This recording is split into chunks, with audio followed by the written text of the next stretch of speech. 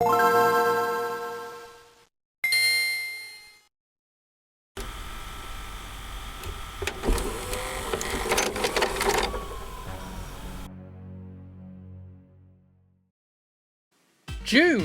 For a 2-week period during the peak of summer, the UK remembers that hitting a yellow ball over a trawler's net is a thing that exists, and indeed can be fun to watch and indeed play.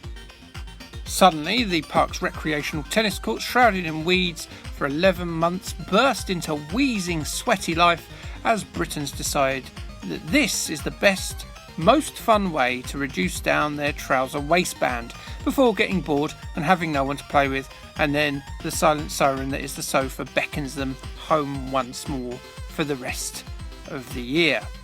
The enthusiasm is of course birthed by Wimbledon and its many dramatic rallies and scintillating UK player first round straight set exits. Even without that patriotic support, it remains captivating. Think of the international greats that have graced the courts of SW19. Navratilova, Sampras, Nadal, Seles, Agassi, Federer, Droopy, McEnroe. Wait, Droopy? You know what? I'm the hero. Yes, indeed, Droopy, that dour lethargic hound who looks like he could bankrupt a football club and get Nico Kranjaya on a free transfer on the last day of the transfer window. Droopy. In this here Game Boy Advance tennis game. Shouldn't he be in I don't know, a lawn bowls game? I mean, he's not very athletic. Maybe darts. Have a darts game, Droopy. If you're not familiar with Droopy McPoodle, who confusingly is actually a basset hound, allow me to fill your brain with useless facts that you'll instantly forget as soon as this video finishes. The storyline for his adventures are all variants on the same theme. He is often seen as exploitable by conmen and bullies, but the seemingly slow-witted mutt is actually quite savvy. Yes, he is a perpetually underestimated hound who always ends up on top despite being the underdog.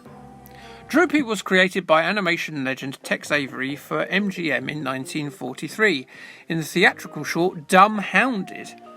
Droopy has endured since then, but he's never really been on the sort of par with similarly aged peers like Scooby-Doo or the Flintstones in terms of popularity. Most of the time he's featured in a smaller self-contained short within a longer Tom and Jerry televisual production. With that said, he is instantly recognisable, with a distinctive simpleton drawl, and he's cropped up very frequently in all sorts of places, including a very notable cameo in Who Framed Roger Rabbit. Perhaps he's not as marketable as Garfield or Snoopy, but he has evidently got enough of a name to get his own tennis game. Well, apparently so. Snoopy, of course, has tennis gaming pedigree, pun intended, of his own, being one of the better received of the old Nintendo Game & Watch machines. And of course he also had a well-liked Game Boy Color game published by Infogrames a year prior to this game, Droopy's Tennis Open, coming out. Maybe that's one for next year's Wimbledon, that. It does make you wonder though if this is a sort of we've got Snoopy tennis at home effort. I mean, he's a white cartoon dog that's been around for ages, his name sounds similar, and crucially, he's a much cheaper licence. He's like an Aldi Snoopy, if you will. Despite the dour dog's North American heritage, the game, Droopy Tennis Open, was published exclusively in Europe in 2002 by Light and Shadow Production. Light and Shadow seem to have a bit of a habit of putting animated characters in a variety of unusual places, like the characters from the film Ants in an Olympic game, which we are going to be covering in the next episode of this, Felix the Cat in a spooky mansion, or Inspector Gadget in a race car. It was programmed by Spanish coders Bit Managers, who worked on a number of Nintendo handheld game licenses, including characters like Asterix and Tintin. Droopy Tennis Open offers several options for the would-be Labradokovich. See what I did there? Multiplayer caters for 4 players via the link cable, though each player will have to have their own copy of the cartridge. Tournament play is included should you wish to take your anthropomorphic Agassi to trophy-laden glory. And then there's the arcade mode, which gives you the option of straight-up tennis play or cartoon mode. Cartoon mode is a tennis match, but with all manner of silly power-ups thrown onto the court. From time bombs that explode on the player, beach balls which make the ball float, high nets which create a much higher obstruction, springs which make the ball act erratically, and trainers which make your sports person or sports dog or sports squirrel run faster. Not always a good thing given the rhythmical nature of the rallies. These power-ups can be collected by both you and your opponent and can give you a temporary unfair advantage for the rest of your rally.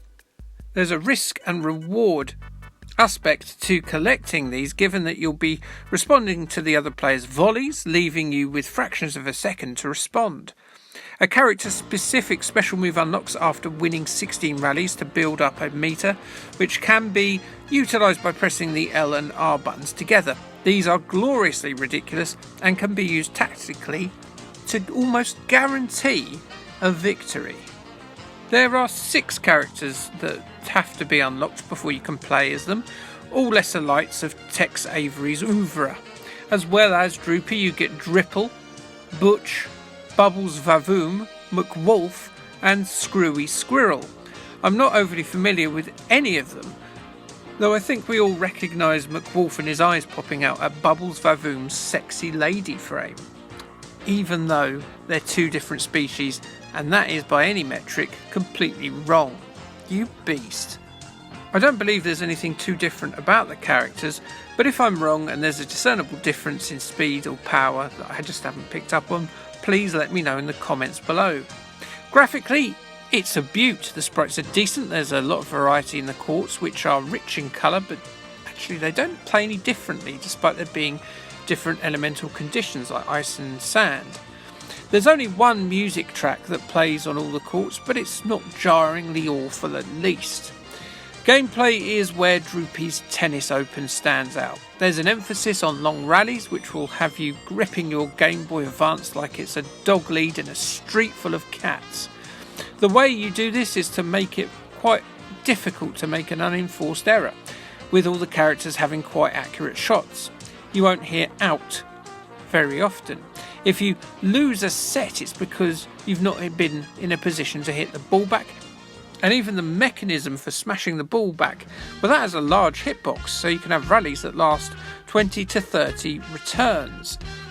The key to winning these games, as is common in any tennis game, and well, tennis in real life, is to vary your shots up and to use your positioning to make it impossible for your opponent to respond.